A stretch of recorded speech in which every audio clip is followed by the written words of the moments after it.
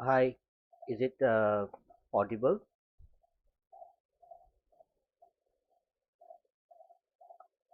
Yeah, if you are able to hear my voice, you can just put up a message that it is audible to you.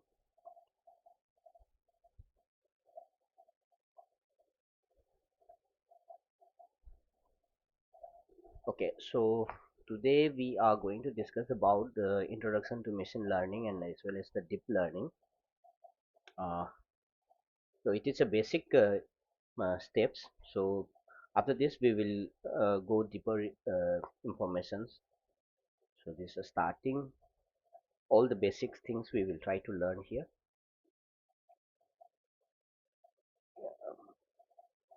If anyone comes online, let me know that my voice is audible to you.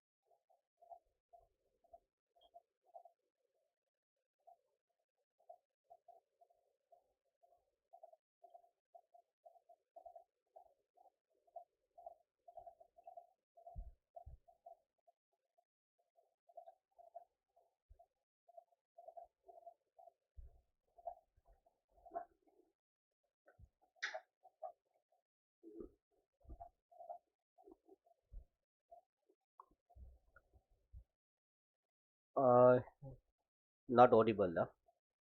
Am I audible? Okay, you can just type a message like if my voice is audible to you, then just let me know that by messages. Just seeing it.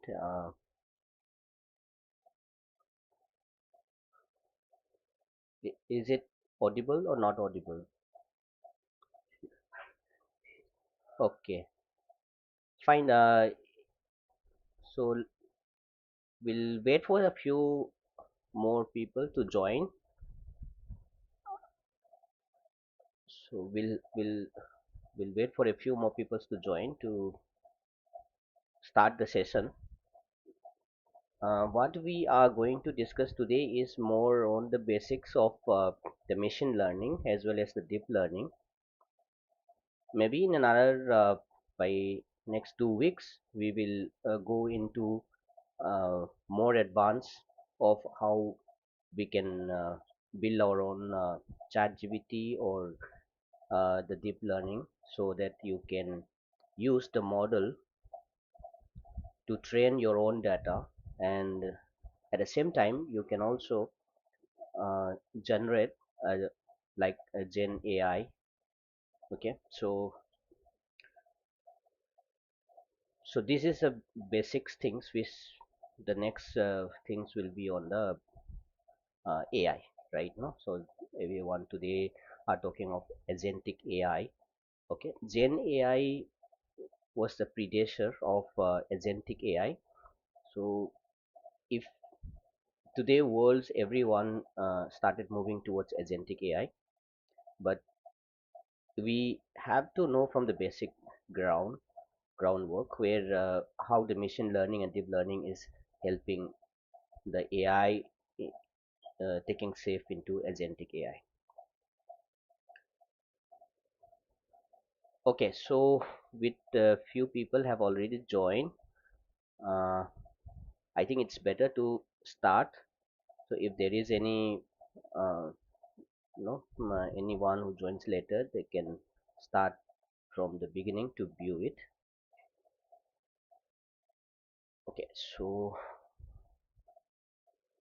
Okay, so we are going to start about the uh, let me maximize my.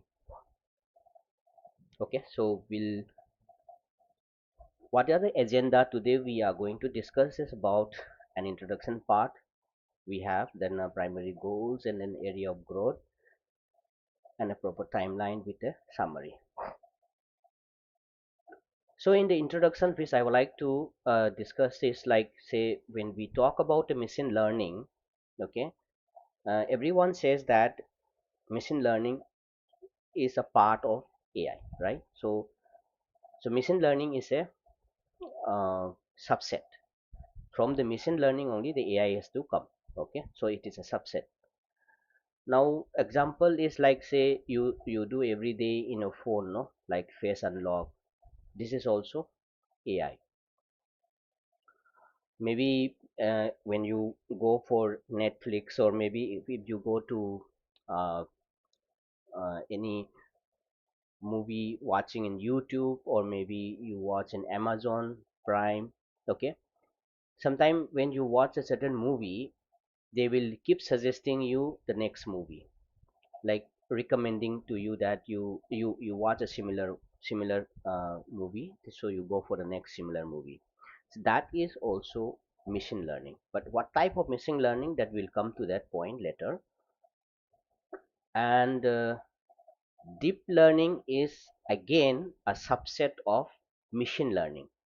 Now when you uh, learn something little bit more informations, like say if you are going to get a recommendation video, okay, maybe it may be on genre, or maybe what kind of movie you watch.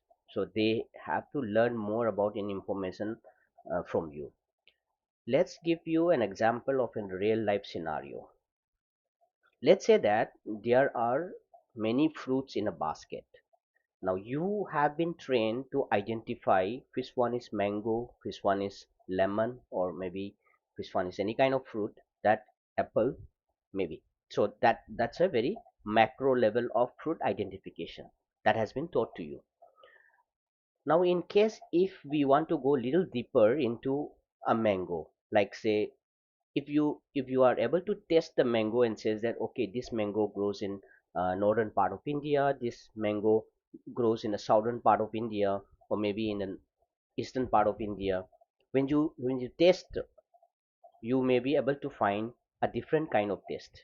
Maybe when you look at the mango, the shape and size, okay, maybe sometime may be bigger, sometime may be smaller.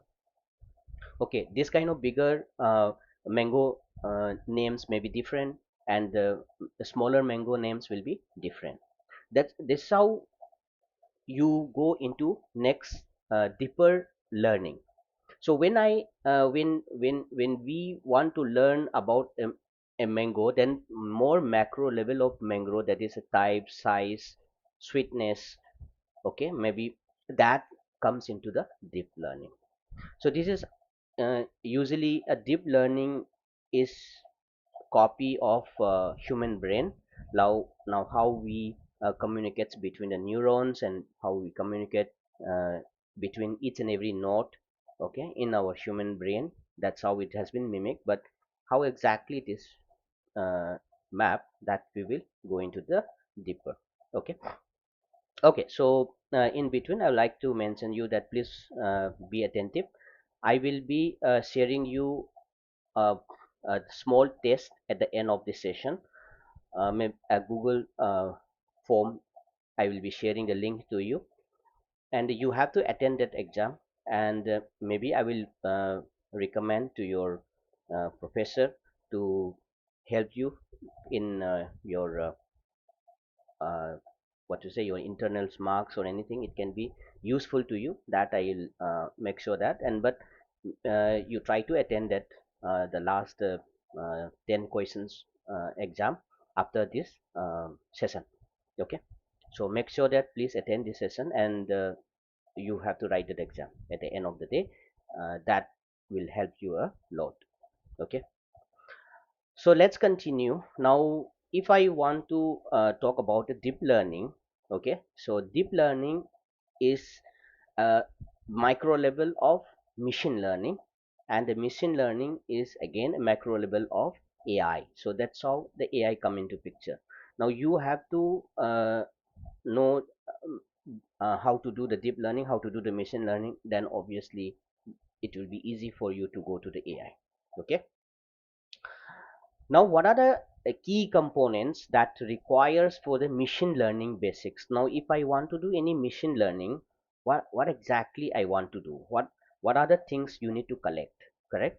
So that will be always asking by yourself. So now if you take any example, something like, no, we were talking about, say I want to do a learning about a fruits, then you need to collect the data of all kinds of fruit images, or if there is any text information, no, that will has to be collected in a, say maybe in an excel format you can collect. Okay, so you can collect all the fruits available in this world, whatever fruits, exotic fruits or normally available fruits, just take a small images of that fruit. Okay, and then just make a data set. So this is how you build the data. See, it is the your model may not know anything, but you want to train that model, correct? No, so before training that you need to feed the data. So what data you want to feed, that is based on your collection. And when you are collecting about the fruit, you collect only about the fruit. Make sure that it doesn't mix with some other informations, like, no, it should not come, vegetable should not come in between in the fruit, because you are training fruits to the model. So you should be talking only about fruits to the model. Okay, so that's why whenever uh, we we will so most of the things, no, in the data raw data collection, many people will be talk about uh, data science. So data science is nothing but a segregation of those data. Like in the data science, what they do, they just put it those data into a dictionary, where they will be segregating which one is a good data, which one is a bad data, and what is your target data. Maybe say like I was telling to you about the fruit, then you must be collecting only about the fruits. You should not collect about vegetables. You should not mix up the data. Or if there is any missing information, you want to fill those missing information, or maybe totally remove from the dictionary. That process is called data science. That is what the everyone is learning about it. So the best data you provide to your model is going to be more intelligent, right? So that's why the data is very important here. Second component is the features. Now whenever you collect that information, so you need to know what are the features that from that particular data you need to collect. Like say let's okay, let we have already talked about fruits. Now let's talk about the house. Okay, now say 2 bhk house will be there, 3 bhk house will be there, correct? So when you go about the features, like say there may be a different types of houses, like it may be duplex house, it may be a single house, okay, it may be a villa, it may be apartment. Okay, there are different kinds of row houses, correct? So there are house are there, so you have that house, that there will be a size of the house, maybe then that there will be a types of the house. Okay, and then you have a color of the house, or maybe what is the price, last is the price of the house. So you are collecting all these features. So about a house, what are the features you are collecting right now? You are collecting the size of the house, the color of the house. Okay, then you are collecting what is type of the house. Maybe it is a 2 bhk, 3 bhk, 4 bhk. Okay, that's become a size. And then you have 1000 square feet or 2000 square feet. Okay, 600 square feet. Then you are talking about is it a duplex house, it's a single house, okay, it is a independent house, or it may be a villa, or it may be a apartment, right? So these are the features of that particular house. Now if we go back to the mango again, so what are the features I can correct from the mango? The mango, if it is a green color, then it is a not ripe. Then if it is a red color, if it is a yellow, pinkish, then it is a ripe mango. Then the mango will have a kind of shape. Okay, and then the shape of the mango, that is one type of features. Then mango will be the size, which will be little broader in the top and then slim down. These are the sizes. Now you are collecting these informations are called as a features. So you have to know what are the features you need. So imagine that you are a human being and then you are trying to understand what type of fruit in the basket. So by looking, how do you identify? How do you identify that this is mango or this is a apple? That is the features you are reading from that particular object. That is the features you need to collect from any data. That is how our human brain learn. The same way we need to make the machine to learn like how you learn it, right? So that is the feature extraction part. Then we will choose the model. See, models, there can be uh, many models are there. It can be a linear model. It can go what type of pattern you want to distribute it. If it is a linear, so linear regression models are available. If it is a scattering model, you can go with the SBM method of modeling. And you have CNN modeling for a deeper learning. So there are different kinds of model. That model we can select, and that is the algorithm which you want to calculate based on your data. Okay, based on your type of the data you collected. Now training is a learning phase. Now we are going to provide this information now as a training module. So how do we collect all this information? Whatever information you have stored, say something like say size of the house. I cannot store 1000 say 1000 square feet to 2000 square feet. Maybe I have to store all the information, not like that. So when you train a certain things, you need to club all the information for one encodings. Like you have to set an encoding for every training data you are going to put it, right? So training is like you have to segregate the data and make sure that that particular data what you are submitting into your model should be able to learn. Okay, it should be able to learn. So maybe there are different kinds of learning methods are there that we will go deeper. Then the next is prediction, right? So now if you have learned something, now if I give you the color of fruit, you should be able to tell me that okay, this kind of color of fruit is available in this is the name of the fruit. Or maybe if I produce an image of a fruit, and then you should be able to tell me that this is mango, like that. Now if I produce a house with some photographs, and then you should be able to tell me that oh, this is a 2 BHK house, or this is a duplex house. Now you should be able to uh, tell out from the information you have provided, right? So that's how the prediction comes into picture. So now these are the 5 different stages of machine learning. Anything can be learned.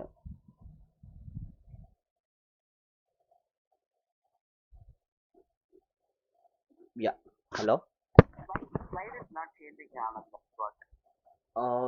is not changing. Okay. Is it changing? Oh, okay. Mm, let me check.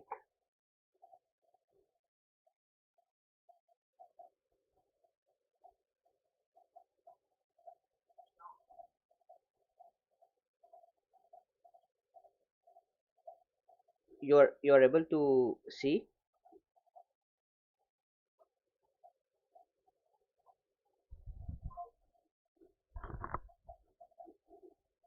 Yeah. Can you see the slide? If is it changing or not changing?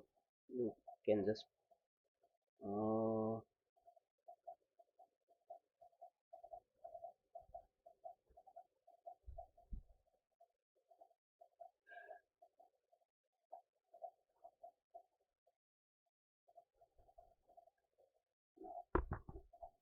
you can just put up. Okay, now if you are able to see the slides, I can just go to the slides part.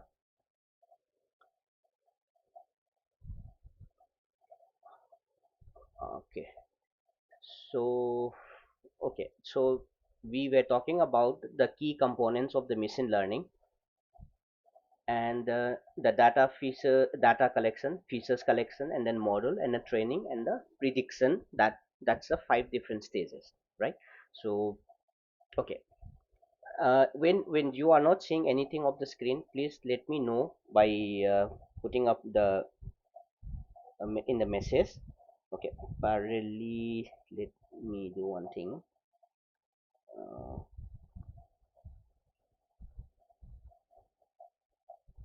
Anything of the screen, please let me know by putting up the message.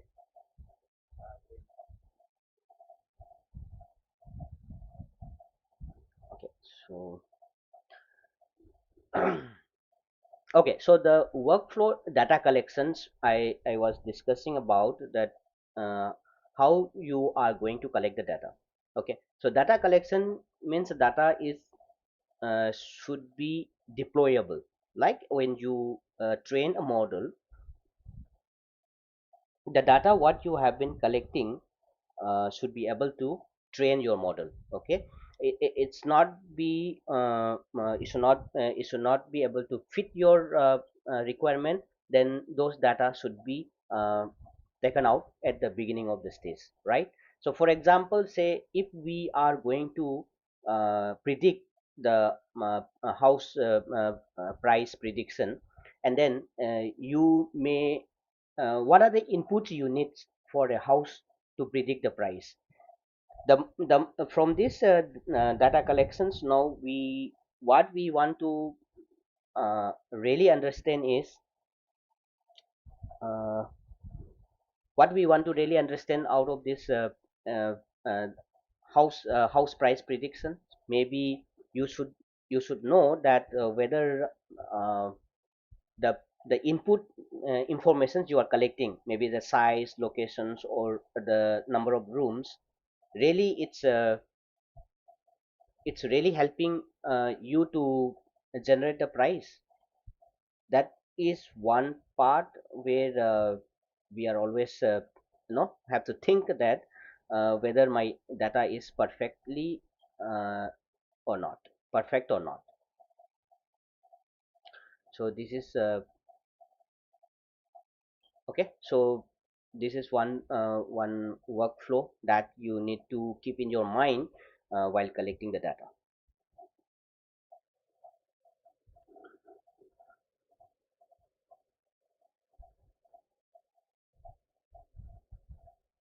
Mm, okay, so now if I go for the next slide. Okay, so let's go for the next slide. Now if I have to go for maybe say the type of machine learning. Okay, if we want to talk about the type of machine learning, so there are three different types of machine learning. Okay, you have to keep in your mind. Supervised learning, and one is unsupervised learning. Okay, and uh, reinforced learning. Now in case if I want to um, give you some example, like you know that supervised learning means email spam detection. I already told you that email spam detection is a supervised learning. Though you may be having a doubt that how it is a the email spam detection take place. Okay, so now you need to keep in your mind that when I say supervised learning, you have to keep in your mind that every data there will be a tag. Like say there will be a level, like you have to give a name to your particular data. Understood, no? So if you want to consider a particular email as a spam, so how do you find out? Maybe that particular email, it comes from a genuine mail server, like say gmail.com, right? So when you say gmail.com, uh, gmail, from the gmail.com, can I not send spam messages to you? I can send spam messages from a genuine gmail.com.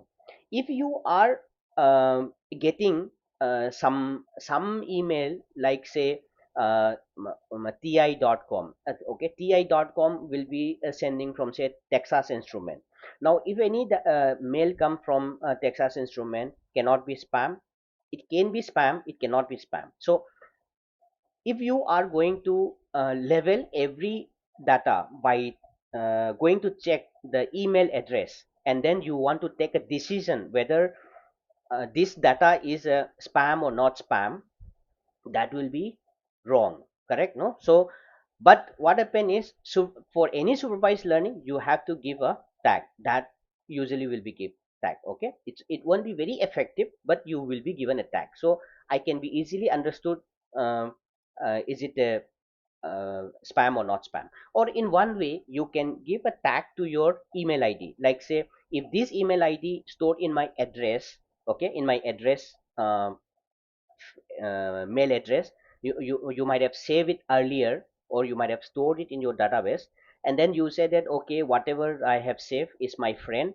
and whatever I have not saved, it's not my friend. That means, so whatever your friend circle emails will come into your inbox, and whatever it not belongs to your friend will go to the spam folder. That is also one way of segregation. So that is a straightforward segregation. That is why we call linear regression or logistic regression. Maybe any kind of decision tree you can make it like that. That's the very simple algorithm, right? Now if we go to the unsupervised learning, so unsupervised learning is something that no, that data doesn't have any tag, it won't have any tag. I don't know what kind of data is going to come, okay, but I am going to understand from the pattern, okay, there will be some hidden pattern available in a data, correct? No. So that pattern I'm going to observe. So now I told you that okay, I have one, I have not given any filter like say my friend or no friend, okay. If my friend comes to the inbox, if no, if it is not belongs to my friend, then go to the uh, spam folder. So that's how the learning works, correct? Now if I remove that option, now I don't do that, then whether your mail inbox will do the activity of spam detection, it can.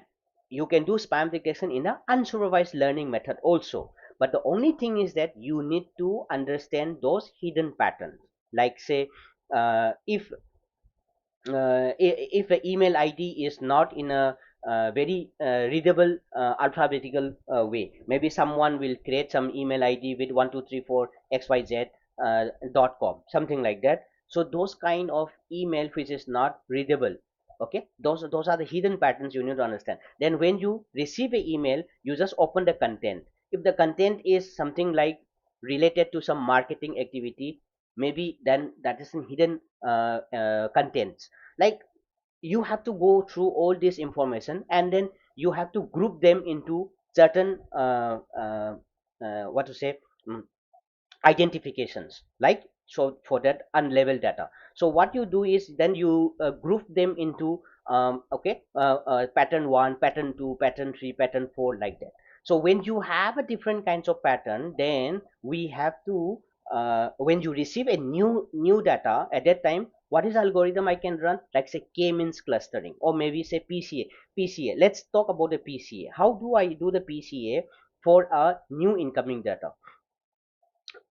Since I don't have an option to show you the whiteboard, I will. I'm just telling you, but try to. If you are not getting anything, you just put up the message. I am just looking in the message, whatever you have put here. I'll try to explain in a better way. So imagine that you are having an unsupervised learning, okay, and I'm going to use a PCA method of that. Then what happen is that now you will be calculating your data in a matrix form, okay. Then when you are calculating the matrix forms, you will be calculating the principal component analysis.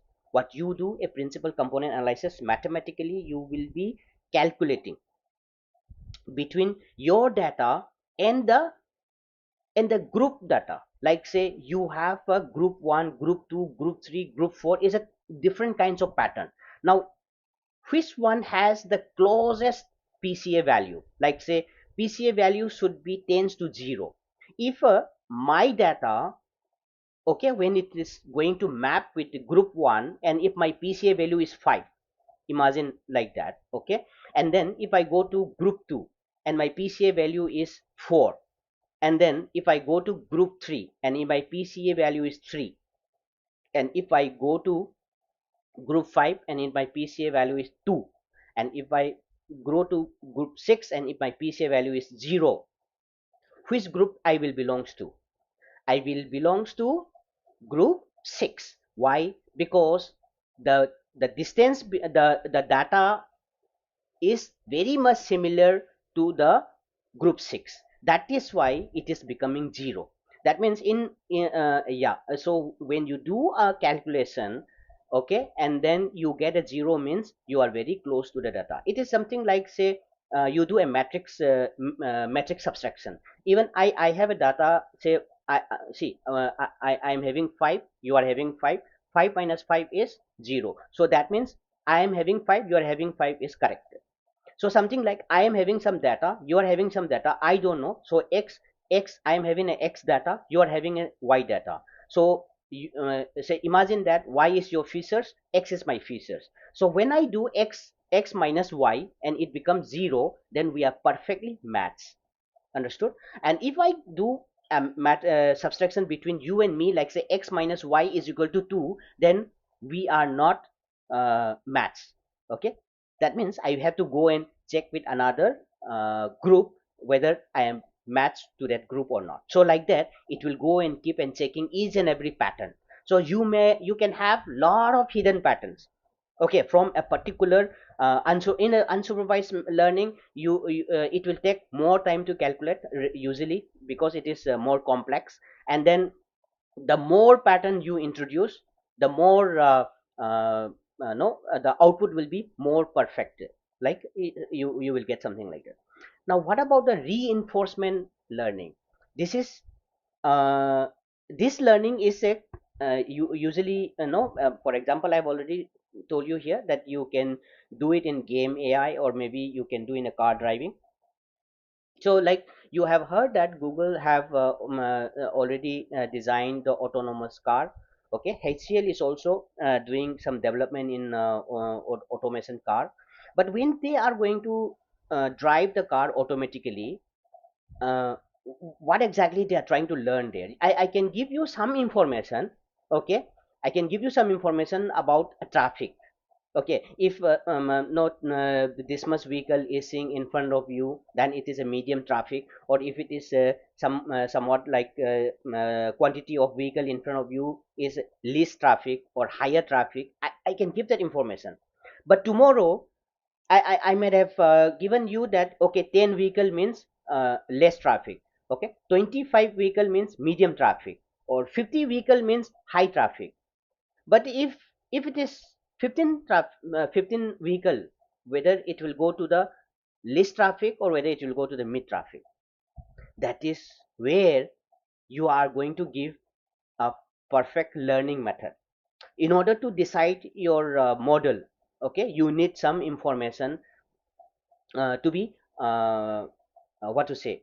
So here we go as a reward system. So we will give some encoding methods, like okay, if you are when you are learning something, you will be given a certain points, certain values to that particular learning method. So from there you will be able to take the decision accordingly. Okay, so reinforcement learning is more in the live learning, live learning things, live video learning, or maybe live image learning. You can do like that. So reinforcement learning is more towards that. But in most of the cases, if your model is an unsupervised learning, okay, with a lot of hidden patterns you are able to understand, and you use any algorithm, okay, still it is the best learning method. So most of the what we do, no, let's talk about the YouTube. So YouTube is suggesting some recommending videos to you, keep suggesting video, no, when you watch some video. So that kind of learning method is supervised as well as unsupervised, right? Now let's go for the next one is if we go for classification. Now okay, we were talking about unsupervised, like, so in unsupervised or maybe a supervised, you have to classify your data, correct? So we will given you class, I told you, no, you can have a class 1, class 2, that can be a hidden agenda, like a hidden features, like say you have class 1, class 2, class 3, class 4, class 5, you can have a different class of data, okay?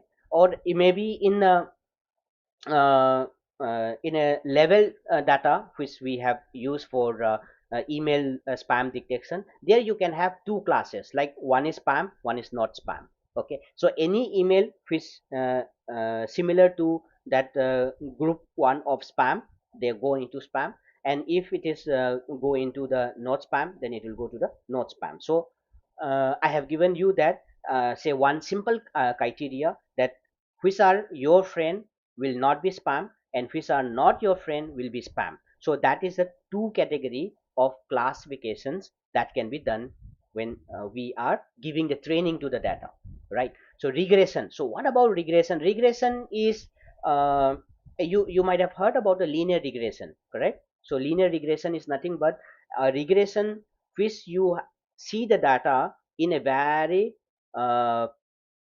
in a pattern, like say continuous pattern. You might have seen the linear graph, right? So when y is equal to ax plus b, so that's how the linear regression formula will use. So when y equal to ax plus b, where a and b is a constant and where x can be of any value, so whenever that any value fills up, since a and b are constants, obviously you will be having a straight line in the data, in the graph. So that is called as a regression. It can be price. See, if I go for a house, imagine that house.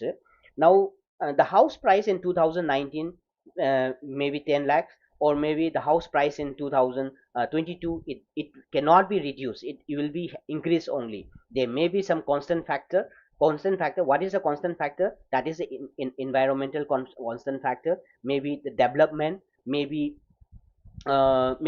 inflation, okay? These are the constant factor that can impact your price, but the price will obviously higher, correct? So that becomes a continuous data value. Temperature is not exactly a continuous value, but what happen is it can be constant. Temperature can be constantly observed, but it it can be higher or it can be lower, but it can be observed constantly, right? So temperature is also a monitoring system where time versus temperature you can always monitor, okay? So like I told you already that in a YouTube, how do you recommend a video? It can be a supervised or it can be not be as unsupervised, or it can be both, okay?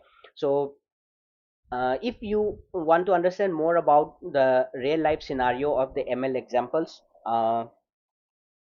if I you go for say astrology, okay? There are many apps nowadays now generating the astrology. So for astrology also, it is supervised learning only. So this is a already the tag has been provided for that particular data, so that's how they generate the data for you and just give it to you.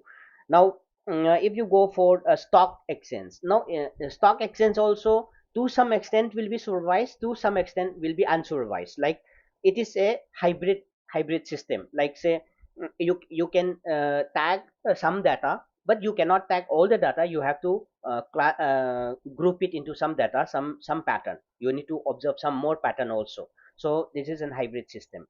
So like that there are so the way how you train your model, you need to think of whether it is a supervised learning is better or unsupervised learning is better, or maybe both can be utilized.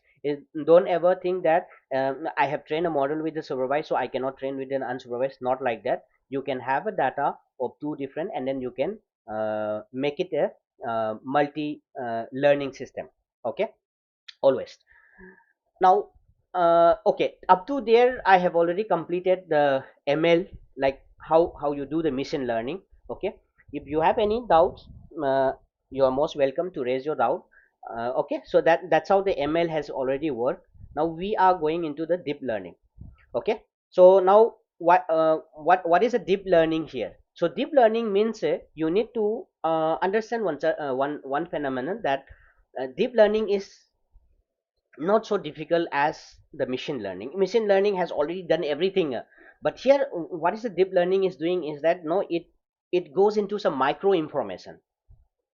I want to go into a micro information. I told you, no, like if I just see a mango by shape, by shape and size, I may be able to tell it's a mango. But if I taste the mango, if I if I able to understand the what to say, the aroma of the mango, or maybe okay, the color of the mango, maybe I may be able to tell you where the mango comes from. Like, so you should be able to decode to a very micro level. So for that reason, no, we have to increase many features to be learned. So some of the features you have to put it into some hidden layers, so to learn better and better. So what is the hidden layer usually do here? A hidden layer is nothing but it relearn whatever you have learned earlier.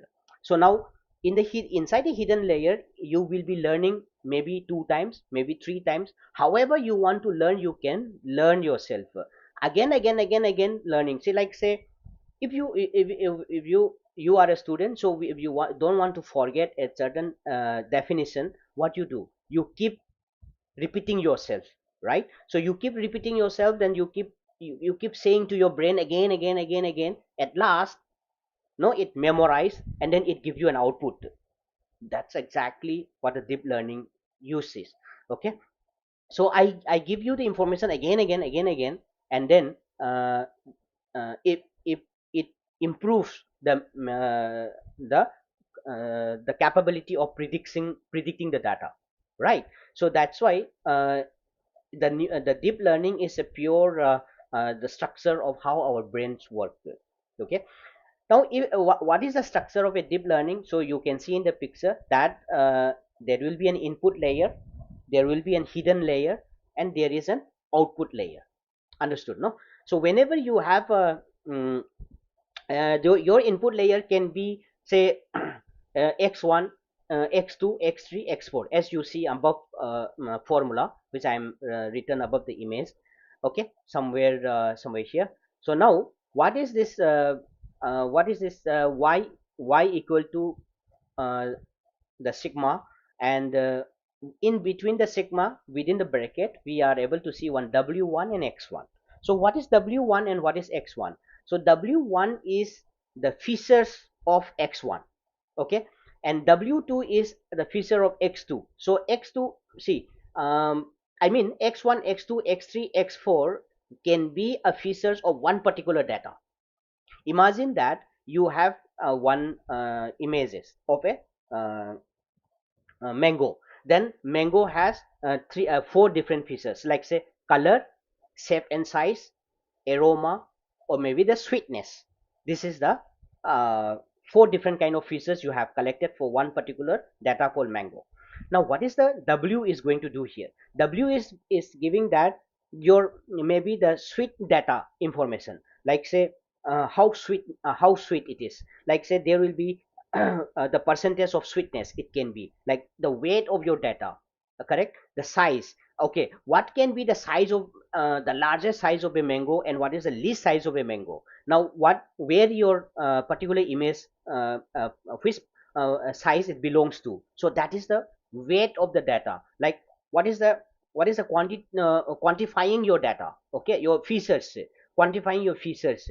And then what you do is you keep multiply that information, and then you do a summation of all those information with a constant data called bias. So bias is nothing but it is a constant data which will be provided for your calculation should remain no, within a certain range. It should not overshoot somewhere else, or it should not be no, like to say that the data should not be able to read it, or it goes off out of control, then your training will be collapsed.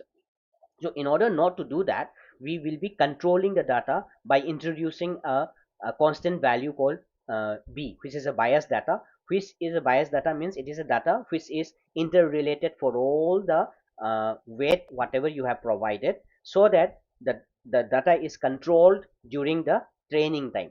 Okay. And then the sigma, the last one, is the activation function. So activation function is also a constant, where um, how much weight the overall data, when you are predicting something, you want to multiply some value to that, so that you should be able to identify the data in a broader way. Something like, say, no, imagine that I am getting one data, and the two data output is something like, say, 0.44 and one is 0.45, correct? No, so we are not able to plot that graph in a very in the same location where it will be overlap also. So sometimes you will not be able to segregate it. So in order to segregate that one, you need to uh, increase some calculation to that data. So that is why they are all using sigma, uh, or maybe it can be number of data what you are using for that pattern. Okay. So maybe this is a constant. You can select your own constant how you want to activate your data, correct? Now when you come to the learning process for a deep learning, there will be three different kinds of deep learnings will be there. One learning process will be there. One is called as a forward propagation. Forward propagation means what? You will be uh, keep suggesting the output, and then you keep suggesting the output, and then from that output, and then again you suggest next output, again next output. So what exactly output of a deep learning? Okay, here on what exactly you are trying to predict. You are trying to predict, means prediction cannot be always perfect. Okay, so like, say, it is like very close to the output, correct? So whenever you're predicting something, you are trying to predict very close to the output, not the output exactly. So you may try to give all kind of description, all kind of features you might have added it. By the time I generate in my laptop, I may get a different looks. Like, say, you can just use the same prompt. Okay, you collect two three friends, you open the chat gpt. Okay, and the chat gpt also you can generate image. And then what you do is you type the same prompt from your laptop, from your friend laptop, the same prompt, all the image output will be different.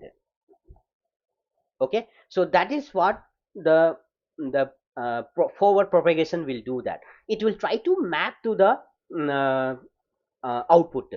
But what happen is that now, that is why whenever you try to generate some videos in nowadays in apps and all, video generations are available. You will be able to generate each and every frame you can generate, but you will not be able to see the consistency of the character. You may not be able to see the consistency of the environment. You cannot see all those consistency things. It will be a different background, different character style, different looks. Correct, no? It changes everything each and every time whenever you generate. But even if you try to use, even if you try to use uh, the correct prompt, right? So that is how the prediction works. So what happen is in the back propagation type. In the propagation type, now what you do is that after you generate the output, he feed that output into the input again. Understand, no? What happen is I the hidden layer, no, whenever you do a calculation in a hidden layer, then you generate an output, and instead of giving that as a final output, you just take that as a input, right? So when you take that as a input, okay, so that will be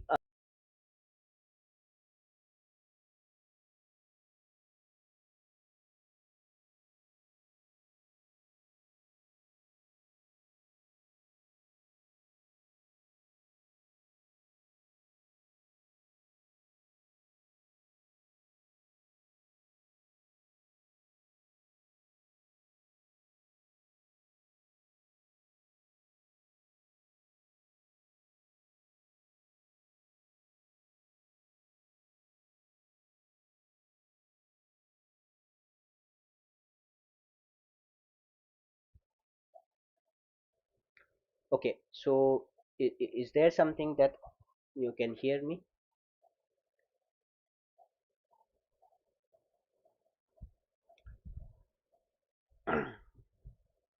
So when we are talking about uh, a painter, a painter will be keep painting, right? So imagine that you are a painter and your friend is a uh, critic. Now what you will do is that no, no, no, that is not right. Okay, this is doesn't look good. This is good. This is bad.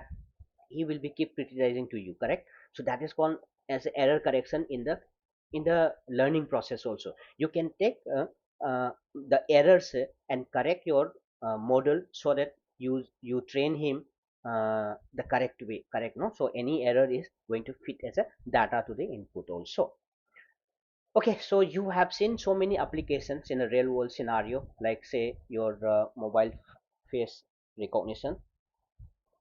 That is one type of things you have seen that. And then you have seen the self-driving car, the chatbots, and you have seen the medical diagnostic fraud detection. Okay, medical diagnostic fraud detection is a very high kind of things, but when you see the chat gpt, in chat gpt it is talking to you like a chatbot, so it is keep learning from your interaction. Okay, so those are all reinforced kind of learning they are using. Okay, now if I go for a deep learning, okay, you imagine that a deep learning is a part of your neural network, understand, no? So when you do that, you will have a say in the machine learning, no, it is just simple as uh, just giving the data, the feature extraction, and then you have a model, you train into a classification, and then you just classify the output saying that it is a car or not a car. That's all. Now in a deep learning, what it do, it will also going to tell you whether it is a car or not car. But what happen is that now every time inside a hidden neuron, he will be keep learning the things by himself. You generate the features, relearn that, relearn that, relearn that. So how many hidden neurons you have, it will be keep relearning. At last it will do a classification. So that's all. So that's a deep learning. So deep learning means it is not one time learning. In the machine learning, just one time learning, correct? In the deep learning, multiple stages of learning will be there. So if I want to map a neural network, you know already that in our neurons we have called as a dendrite, we have a cell nucleus, then you have an axon, and then you have a synapses. Now what exactly the dendrite is doing here? Dendrite is the input data, and what is the synapses? Synapses is the output data. And what about the cell nucleus and the axon? Here the calculation will be doing, and axon is nothing but those hidden layer, and cell nucleus is nothing but it is a classification layer. So when you do the border layers will be available. So it is our human brain has been exactly utilized to design the neural network that has been used in the computer for machine learning, correct? So uh, so how the human being think, how the human being uh, generate the output, how the human being predict, the same way computer has to do the activity. So that is why we copied how the human brain works. Okay, that is why we say that the artificial intelligence is no, we say that it's an artificial intelligence. Why? Because it is a copy of human being, the thought process of human being, right? So if you go for a neural network, these are all the no applications available in the real world scenario. You can check any one of these application and you can try and build out of it. Okay, for a biological neuron, I already told you that every time when we talk about a dendrite, it is nothing but the input information, and then you have a cell body which is a nucleus, and then you have an axon which will be like neurons, that is like uh, hidden cells, and synapses is the output. That's I have already explained to you.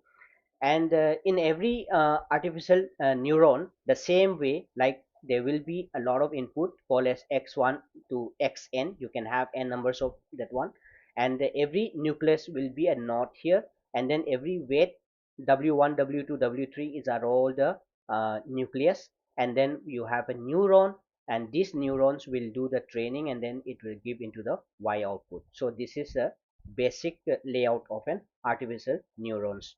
Okay, this is artificial neurons, and this is a biological neurons. Okay, this is our human neurons, and this is a computer neurons, right? So this is a comparison that you need to understand. Now if I map the data to you once more time, just for your remembrance. Now in a biological neuron, dendrite means artificial neuron input. In a biological neuron, if you say cell nucleus, it is nothing but nodes in the artificial neurons, and synapses is the weights, and axon is the output. uh, okay, synapses should be the output. I think it is wrong. Okay, synapses should be axon should be the weight here. Okay, and synapses should be the output actually. Okay, if I do this, instead of that I'll just put here. Okay, 1 second. So this should be like this. Okay, then okay, so this is our all difference between the neural network and the biological neural network and the artificial neural network. You can go through this, and I have already shared this PPT in my uh, if I keep talking about this deep learning and neural network, it is not going to end by today. So I have already explained you the basic information, and uh, I will share you the test Google form that you have to write the test, and then if you want any of this material which I have, you can go to my GitHub and download it. So before this, I will try to show you. Uh, I'll try to show you some. Okay, like let's do some exercise. Okay, let me show you some exercise.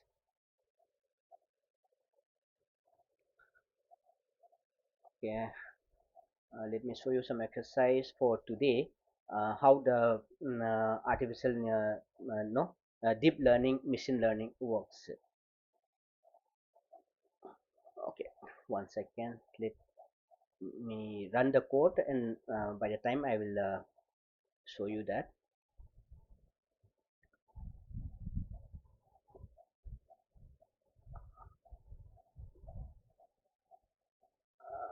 I'm just opening the my code to run the application.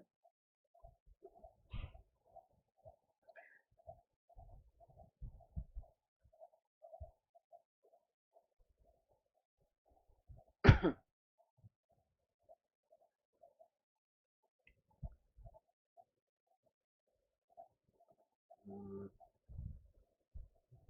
once wait, it is processing. Okay,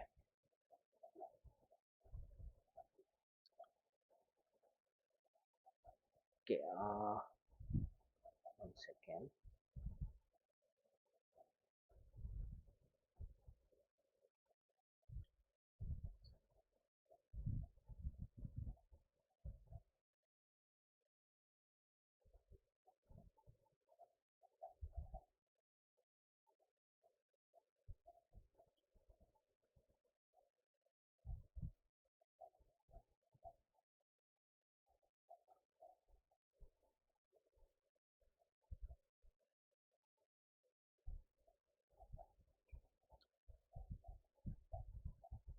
Okay, so I think you will be able to see one application which I am trying to show you. Okay, so in this application, so what exactly it is doing going to do is like let me zoom a little bit so that you will be able to read. Now here I'm just trying to train a set of data, okay, using your random forest classifications. Or I have two different kind of classification has been written the codes for one is for random forest and one is XGBoost. Now for this ANI disease classification is like Alzheimer disease classification. So what is the data I'm using is I'm having a data set, and the data set is uh, okay. I'll show you the data set once again.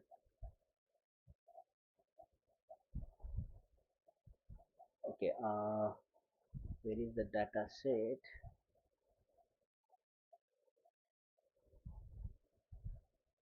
Let me show you the data set.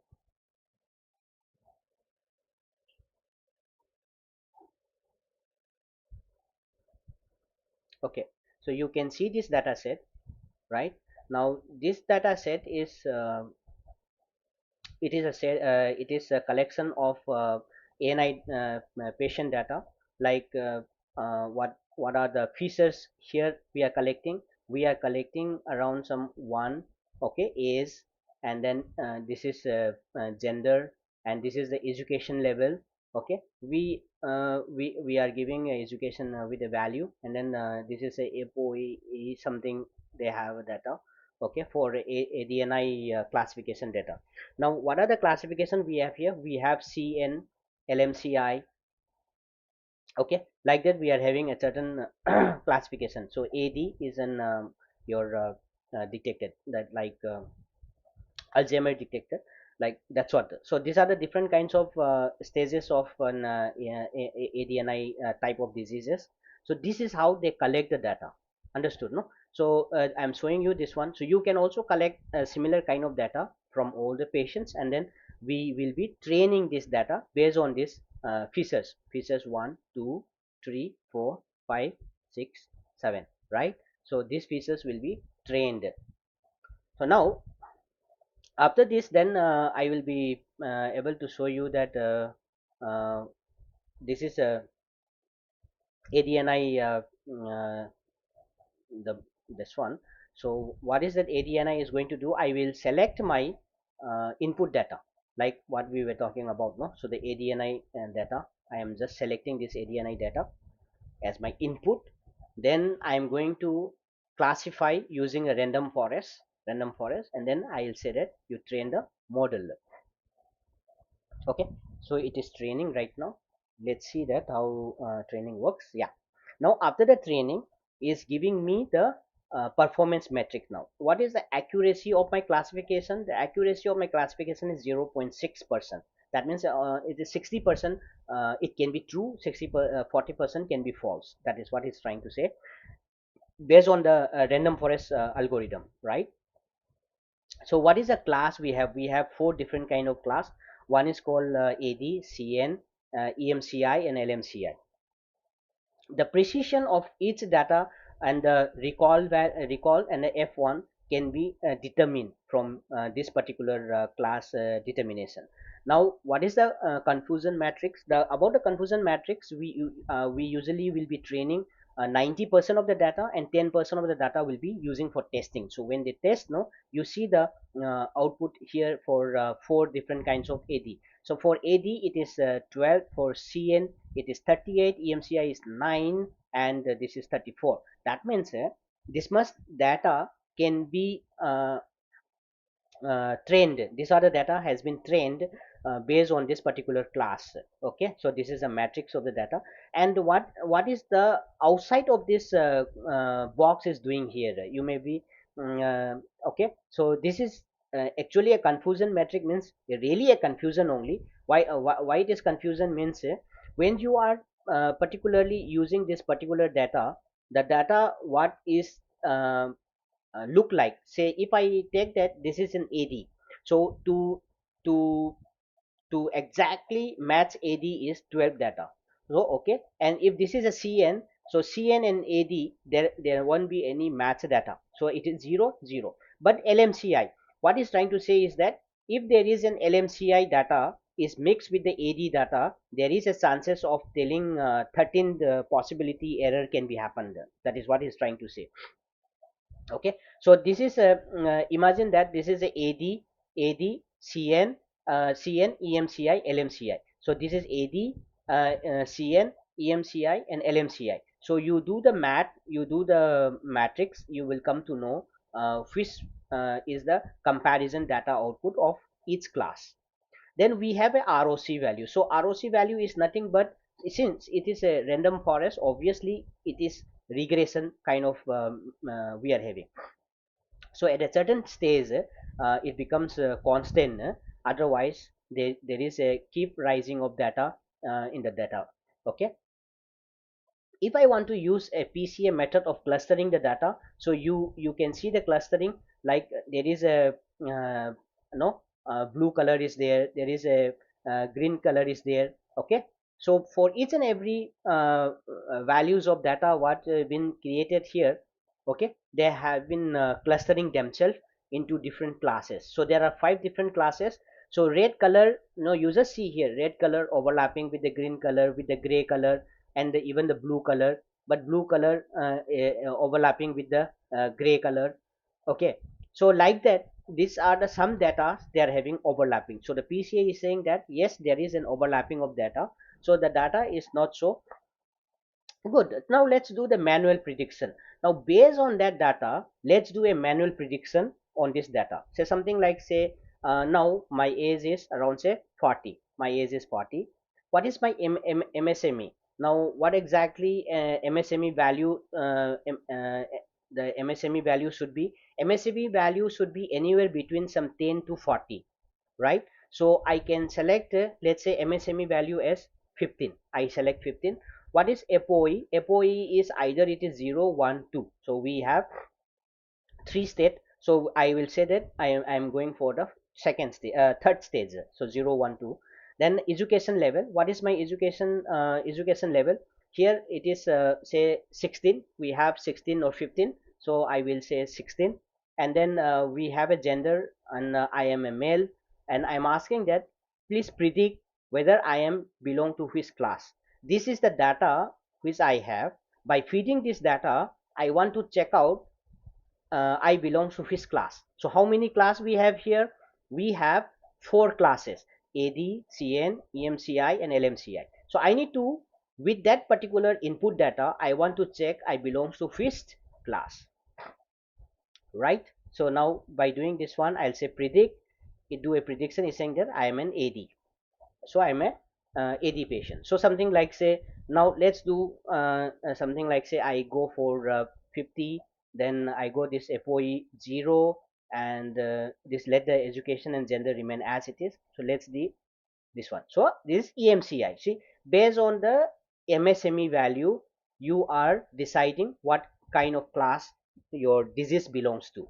Now this is one peculiar example of a machine learning, and we learn a data set using the Excel, and then we try to get an output using a random forest. Similarly, if I go for XCG also, you can also train the same database, the same data set with the XCG, and then you can try to generate.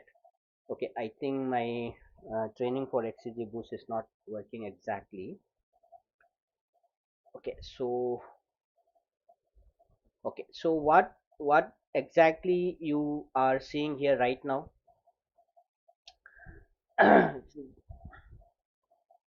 Okay, so maybe you might have not seen due to some network issue. I'll start from the beginning again, just for your understanding. Now I took my that ADNI data. Okay, now if I take that ADNI data as my input to my application, and I select a random forest as a classification method, and then I go for a training. Oh god, it's getting. But anyway, when you do the training, you will be getting a performance output like this. So you belongs to class AD, CN, EMCI, LMCI. Okay, and you got a confusion matrix, which I have already told you that if 12 is what you call as a CN, and this is this is AD, CN, EMCI, and LMCI, and this is AD, CN, this is EMCI and EMC. So AD and the CN. Now the confusion between AD and the CN is 0. Okay, what is saying is 0. AD will have a 12 data, but with the confusion with the CN is 0 data. So that is what you will be able to see in the PCA here. Here a lot of confusion data is going on here.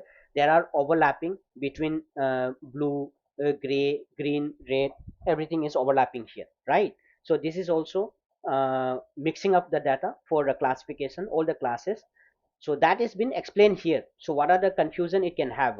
Like say this is AD and LMCI, there can be a confusion of say 13 different data points are available. That is what he's trying to say. Now let's go and see that I already have a I already have some input data to declare. Now imagine that this is a manual prediction where I am going to feed the data, okay, and then I'm going to predict what is my output, right? So now for that, let's take age 35. Now the age is 35, and then what is the MSME? The MSME I'll just take 25. MSME is the 25 mean square value. Then FOXC I take 0. Education level, let it be 15, and the gender is male. In that case, with this value, what I belongs to predict. So it belongs to LMCI. If I change to female, do this any change in data can change the prediction. If this data belongs to a female, what happened? That also we can try to check that predict it. It doesn't change anything. That means whether it's a male or female, the value doesn't shift right now. Now if I give for a female, and the female is around 50 years of age, but is MSME is around say 40, okay, what happens to the prediction level? Now it becomes EMCI. So these are the different kinds of prediction. You can see that. So I have already given you the information here. If AD means Alzheimer disease, or LMCMI means it's a late mild cognitive impairment, or CN is a cognitive normal. So if you are getting CN, it is a normal. Okay. Now imagine that I'm giving you a 40, and here I give you 15, and if I go for third stage, and then if I go a education level of say 16, but I am a male, so let me check what will be my condition. I'm AD. Okay, with this data I'm AD, so I'm a Alzheimer disease right now. So this is how you do your training.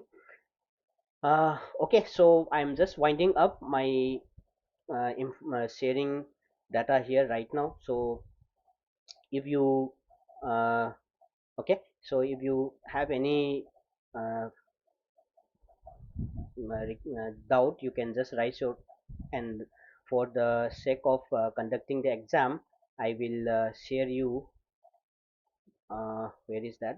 I'll share you. Okay, let me share you the, okay, okay, wait 1 second. You can write your exam using this link.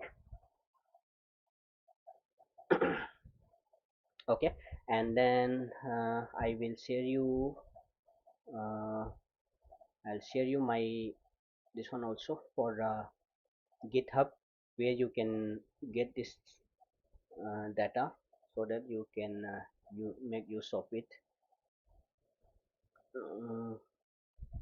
Okay, so this is the GitHub.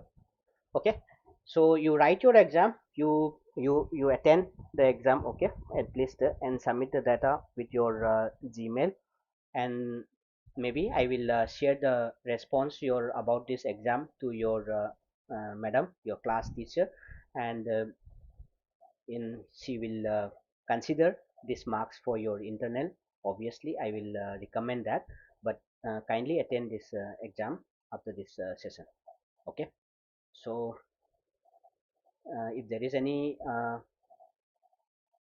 okay, is there any doubts, you can just raise it, or maybe in futures I can explain that one, and we can have one more session of I have shown you the output of the application, but I would definitely love to explain you to you how to write that whole application from the scratch.